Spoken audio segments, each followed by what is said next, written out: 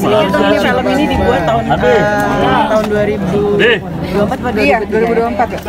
Gimana observasi di film Mahaya ketiga ini seperti apa? Iya, jadi film Gaza ini adalah film yang dibuat tahun lalu. Kita sudah menunggu cukup lama untuk bisa ditayangkan.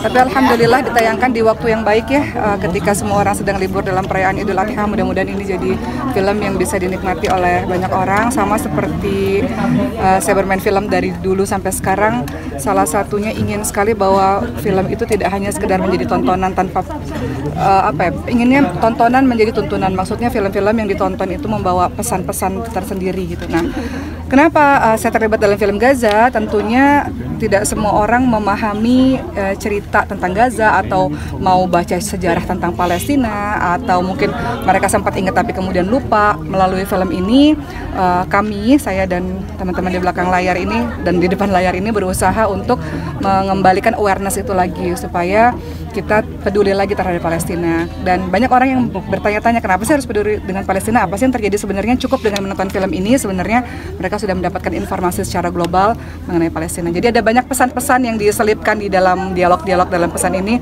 untuk kita bisa support Palestina. Perannya seperti apa di sini, Mbak Oki? Sebenarnya perannya saya sebagai seorang yang tinggal di panti asuhan yang mengasuh anak-anak seperti itu. Jadi karakternya saya pikir nggak terlalu beda jauh ya dengan karakter-karakter saya di peran-peran sebelumnya. Tapi ya alhamdulillah saya bahagia berada dalam barisan orang-orang yang peduli terhadap Palestina. Kadang-kadang kita ini sebagai orang yang punya lumayan followers kayaknya sedih kalau kita nggak melakukan sesuatu gitu. Kalau kita bisa menggerakkan, kenapa kita nggak bisa melakukan sesuatu supaya orang juga bisa bergerak gitu. Jadi yang saya lakukan pada hari ini adalah bagian dari mengajak orang bergerak untuk peduli terhadap Palestina. Jadi mereka nonton dalam 1,5 jam, ya mudah-mudahan mereka dapat informasi, kemudian akhirnya mereka aware terhadap Palestina. 40% akan disumbangkan seperti apa? Film ini adalah film kemanusiaan yang 40% akan disumbangkan untuk Gaza Palestina. Film ini bukan film berdiri sendiri, kita bekerja sama dengan banyak sekali NGO dan orang-orang di belakang layar yang peduli terhadap Palestina. Kita buat film, menonton berarti bersedekah ya, artinya adalah teman-teman menonton 40% keuntungan untuk Palestina, 60%-nya kita putar lagi untuk bikin film-film kemanusiaan, film-film baik lagi. Kami menyadari betul bahwa film itu bukan hanya sekedar hiburan semata, tapi dalam film itu banyak pesan-pesan terselip yang ingin kita sampaikan kepada penonton. Nah, harapannya film-film Gaza juga seperti itu. Kita nggak bisa bikin film semuanya langsung tentang Gaza 100%, jadi kita selipkan dengan cerita yang dekat dengan masyarakat. Itulah yang teman-teman saksikan. Ceritanya ringan, tapi sebenarnya di dalamnya ada banyak informasi terhadap Gaza. Pesannya apa sih Kak Oki ketika akhirnya Kak Oki bisa main, dan observasi juga nggak sih ketika akhirnya bisa pernah punya pengalaman ke sana? Oh ya, memang beberapa tahun lalu sempat pernah pergi ke Palestina walaupun nggak masuk ke Gaza ya. Tapi pemberitaan Gaza ini kan sebagian orang nggak mau lagi loh melihat atau baca berita tentang Gaza karena terlalu sedih ya. Dan saya juga banyak berkeliling ke berbagai macam negara, mereka sudah melakukan banyak sekali pergerakan gitu. Jadi kayaknya kok sedih kalau ngelihat orang-orang masih diem gitu, nggak bersikap gitu. At least kalaupun tidak berani untuk melakukan segala sesuatu, at least teman-teman yang punya sosial media, sebarkan lagi berita-beritanya supaya berita Palestina ini nggak tenggelam gitu. Karena saat ini saya tinggal di Mesir. Teman-teman tahu saya baru semalam, tengah malam baru sampai ke Indonesia, dan malam ini balik ke Mesir lagi gitu. Saya cuma 1 hari ada di Indonesia untuk premier film ini.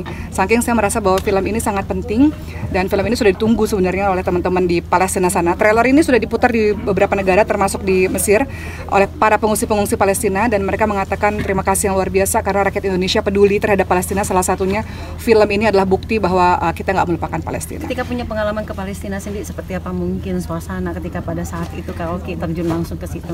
Ya, saat ini saya tinggal di Mesir. Mesir itu adalah negara yang bersebelahan dengan Palestina, sehingga pengungsi banyak sekali berada di Palestina.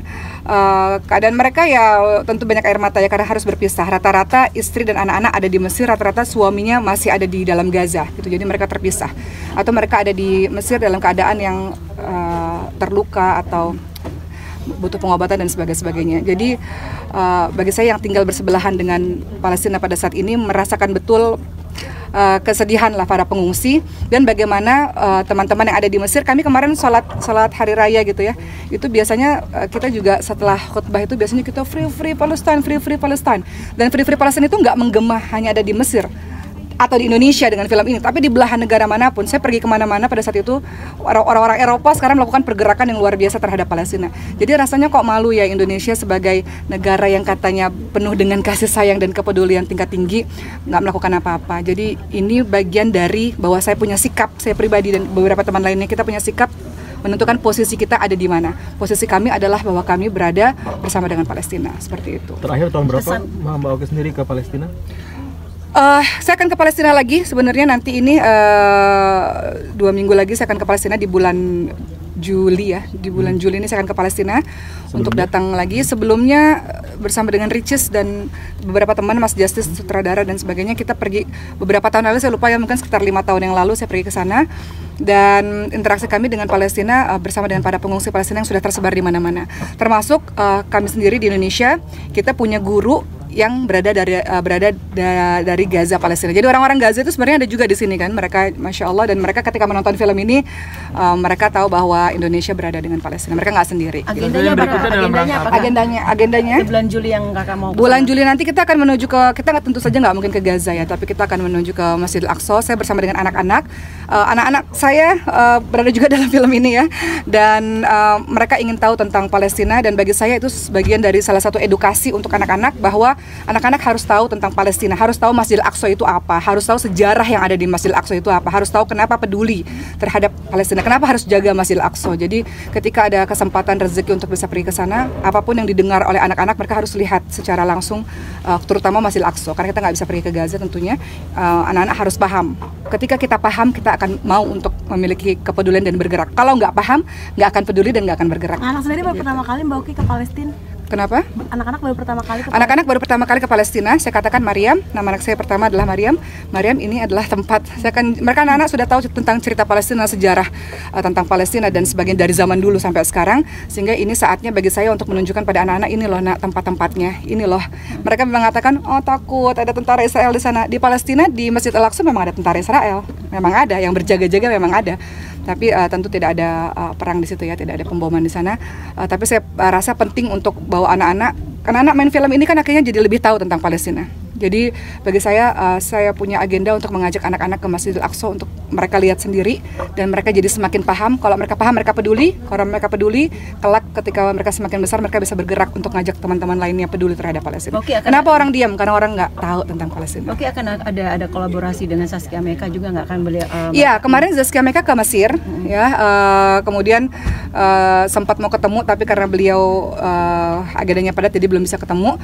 Tapi Masya Allah sekarang udah banyak banget teman-teman public figure yang udah speak up terhadap Palestina. Memang agak susah ya, karena susah untuk public figure, nggak semua public figure mau untuk bersuara terhadap Palestina karena nanti akan terganggu pekerjaannya gitu. Jadi memang ini pilihan dan itu masing-masing punya hak terhadap pilihan mereka masing-masing.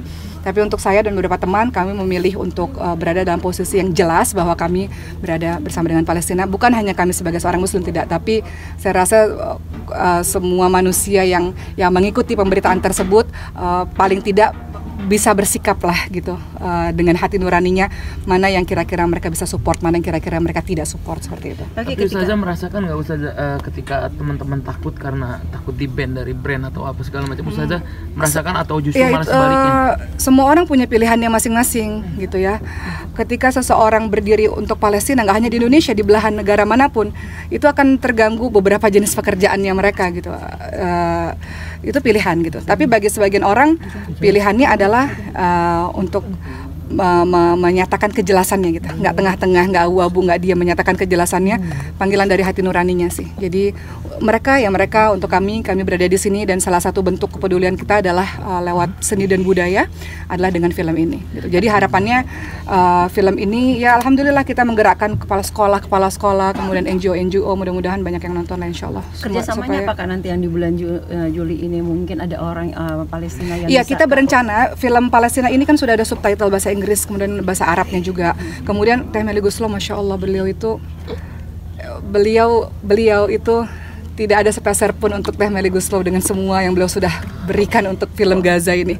Beliau bersodakoh dengan suaranya, beliau sodakoh dengan lagu-lagunya, Masya Allah.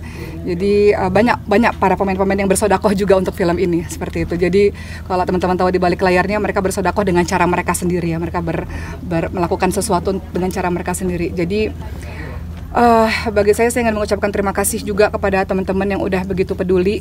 Ternyata banyak ya orang-orang yang berani untuk bersuara, dan mudah-mudahan ini dilihat sebagai public figure itu kan kalau melakukan sesuatu mudah-mudahan diikuti oleh banyak orang gitu. Nggak semua orang berani speak up soalnya, tapi mudah-mudahan dengan public figure yang speak up, mudah-mudahan berita Palestina nggak terkubur ya. Karena kadang-kadang kita lupa terhadap Palestina. Sementara sampai hari ini, Hari Raya Idul Adha kemarin, itu masih terjadi pemboman, masih terjadi penyerangan. Bagaimana mungkin kita bisa tidur dengan tenang, makan dengan enak, Hari Raya Idul Adha dengan begitu bahagia, sementara saudara sesama manusia, bukan sesama muslim aja, sesama manusia kita dalam keadaan yang nggak baik-baik aja. Jadi mudah-mudahan setidaknya sumbangsi kita yang kecil ini bisa memanggil hati nurani teman-teman semua untuk bergerak. Ketika di Mesir itu kan pasti ada sedekah suara gitu di sini. Kalau Mbak Oki sendiri mungkin seperti apa gitu? Apakah memang tidak meminta bayaran juga, ikhlas itu untuk reaksi channel seperti Mbak Oki? Ya begitulah ya, banyaklah teman-teman lain juga sama seperti itu. Jadi kita bersedekah dengan cara kita masing-masing gitu. Ceritanya apa sih Kak? Dalam arti kan tadi sempat bilang di Mesir juga banyak para pengungsi juga dari Palestina. Seperti apa sih Kak Oki pendekatan ke mereka tuh seperti apa? Mereka ada curhat apa? Oh iya pasti.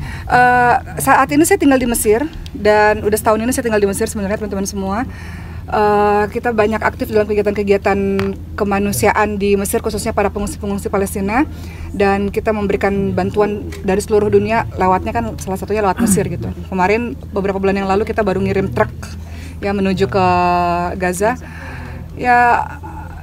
Saya melihat bahwa semua orang sekarang udah mulai bersatu ya. Kan hati nurani itu kan lambat laun kan jadi tahu gitu ya. Semua orang mulai bersatu dari negara-negara belahan. Kalau teman-teman ikuti pemberitaannya, dari berbagai macam negara sekarang sudah bersatu untuk melakukan sesuatu untuk kemanusiaan ini. Jadi nggak mudah untuk menggerakkan hati seseorang. Makanya film ini rencananya memang akan tidak hanya di Indonesia. Makanya tadi saya katakan soundtracknya sebenarnya Teh Meli buat berbahasa Indonesia dan bahasa Arab. Kemudian subtitlenya juga insya Allah ada bahasa Inggris dan bahasa Arab. Ini sudah ditunggu oleh teman-teman kita di Mesir gitu. Bahwa film ini insya Allah mudah-mudahan nggak hanya ditayangkan di Indonesia, kita berharap ditayangkan juga di luar, khususnya dilihat oleh teman-teman kita di Palestina. Mereka semakin tahu bahwa ini kan digabungkan dengan film-film dokumenter ya. Tadi teman-teman lihat ada kejadian-kejadian nyata di mana seluruh teman-teman di Jakarta itu berkumpul tadi di lapangan kan, ribuan orang. Ini sebagai salah satu bentuk teman-teman Palestina khususnya coba lihat bahwa kami berada di sisimu gitu. Update sedikit terkait pendidikan di Mesir sendiri, kemarin katanya baru kelar ujian nih. Iya, tak terasa saya sudah 1 tahun tinggal di Mesir. Saat ini saya mengambil kuliah lagi ya, S1 lagi, ngulang lagi. Saya mengambil jurusan Usuluddin di Universitas Al-Azhar Mesir. Bersama dengan anak-anak semuanya kita pindah ke Mesir. Dan ya alhamdulillah hari-hari berisi dengan belajar dan belajar. Saya 1 hari aja ada di Indonesia teman-teman semua. Semalam baru pulang ke Indonesia dan malam ini balik ke Mesir lagi. Kayaknya lebih panjang perjalanannya dibanding berada di Indonesianya. Tapi saya bahagia banget karena saya bisa barengan bersama dengan teman-teman dalam acara Premier Gaza pada hari ini. Selama di Mesir kegiatannya apa? Kegiatannya belajar. Jadi saya punya banyak waktu yang fokus untuk belajar. Anak-anak juga begitu, soal adaptasi nggak terlalu susah. Alhamdulillah anak-anak cepat, sekarang mereka udah terbiasa dengan bahasa Arab, bahasa Inggris, seperti itu. Dan perbedaan Indonesia Mesir, kita rasa bahwa budaya belajarnya luar biasa di Mesir, jadi kita harus menyesuaikan gaya belajar yang ada di sana. Jadi kalau teman-teman tanya kesibukan saya apa, kesibukan saya belajar aja. Pulang ke Indonesia biasanya bulan Juni sampai September, itu liburan musim panas, kita akan pulang ke Indonesia dan ya promo film lagi, kemudian dakwah lagi seperti biasa. Nanti September balik ke Mesir lagi. Kenapa nggak pulang lagi kuliah lagi S1? Kenapa Kak? Ada culture shock nggak sih belajar di sana sama di Indonesia mungkin? Culture shock, saya menempuh pendidikan seluruhnya ada di Indonesia. Berbeda ternyata pendidikan berada di Mesir. Di Mesir khususnya S1 itu semuanya menghafal ya. Kita menghafal Quran, menghafal hadis, menghafal semuanya serba menghafal gitu. Sementara kita di Indonesia agak berbeda metodologi pembelajarannya gitu. Jadi sempat shock awal-awal iya gitu ya, karena banyak kita kan menghafal, khususnya saya belajar agama jadi banyak menghafal perkataan-perkataan ulama, hadis, Quran dan sebagainya. Makanya nggak ada waktu selain belajar gitu.